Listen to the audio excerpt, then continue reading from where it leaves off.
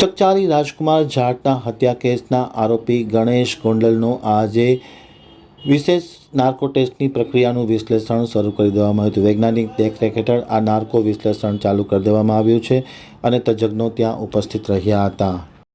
હવે જે ગાંધીનગર આમતક ન્યૂઝબ્યુરોમાંથી જે કે પટેલનો એક વિસ્તૃત અહેવાલ। ગોંડલના ચકચારી રાજકુમાર જાટના હત્યાના આરોપી ગણેશ ગોંડલના નાર્કો ટેસ્ટની પ્રક્રિયા ચાલુ કરી દેવામાં આવી છે। વૈજ્ઞાનિક દેખરેખ હેઠળ નાર્કોનું વિશ્લેષણ કરવામાં આવ્યું છે। હાઈકોર્ટના નિર્દેશ અનુસાર આ કાર્યવાહી ચાલુ કરી દેવામાં આવી છે।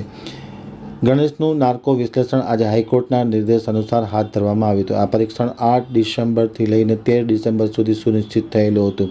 પ્રક્રિયા દરમિયાન એક વકીલ આરોપી સાથે હતો જ્યારે પોલીસ હાજર ન હતી। અધિકારીઓએ એફએસએલ સાથે પરામર્શ કર્યો હતો અને સમગ્ર પ્રક્રિયા એસઓપીએસ મુજબ વૈજ્ઞાનિક અને વકીલની દેખરેખ હેઠળ હાથ ધરવામાં આવી રહી છે। રિપોર્ટ 15 ડિસેમ્બરની આસપાસ અપેક્ષિત છે।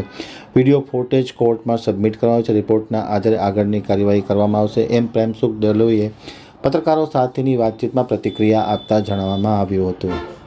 ગોંડલ છે આનો નાર્કો ટેસ્ટ હતો અને નાર્કોનો ટેસ્ટ આની આખી પ્રક્રિયા 8 તારીખથી 13 તારીખ સુધીનો જે ટાઈમ હતો અને આખી જે પ્રોસિજર છે આખી પ્રોસિજર કમ્પ્લીટ થઈને અને આજે આનો નાર્કો ટેસ્ટ થઈ ગયો છે। હવે 1-2 દિવસમાં આની આખી જે રિપોર્ટ તૈયાર થઈ જશે અને આ રિપોર્ટ જે તૈયાર થશે આ માનનીય હાઈકોર્ટ જે ગુજરાત હાઈકોર્ટ છે આના અંદર મૂકવામાં આવશે।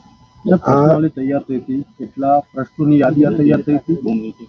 આ એક એફએસએલ જે ઓફિસર હોય છે આના પોતાના રીતે બધા જે કેસ છે આની સ્ટડી કરીને અને આને આધારિત એ લોકો પસંદ તૈયાર કરતા હોય છે અને અમે જે આઈઓ અને જે પોલીસ ઓફિસર હોય છે આ સમયે અમે કોઈ પણ પાસે નથી રહેતા અને આનો એક આખો જે એક પ્રોટોકોલ હોય છે અને આ પ્રોટોકોલને તહેત એ લોકો બધા કરતા હોય છે અને પ્રોટોકોલ આધારિત કરીને અને એ લોકો અમને પછી આનો જે કન્ક્લુઝન છે એ આપવાના હોય છે અને આ કન્ક્લુઝન આધારિત અમે લોકો હાઈકોર્ટને રિપોર્ટ બીજા કોઈ અત્યારે અમે આની જે અમને રિપોર્ટ મળશે આ રિપોર્ટ આધારિત હું આગળની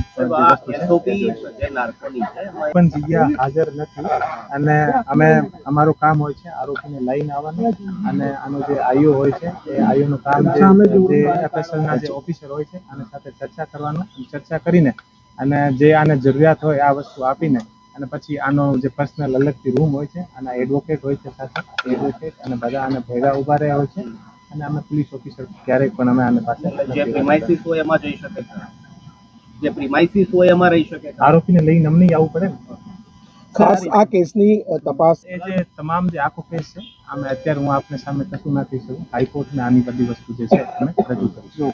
15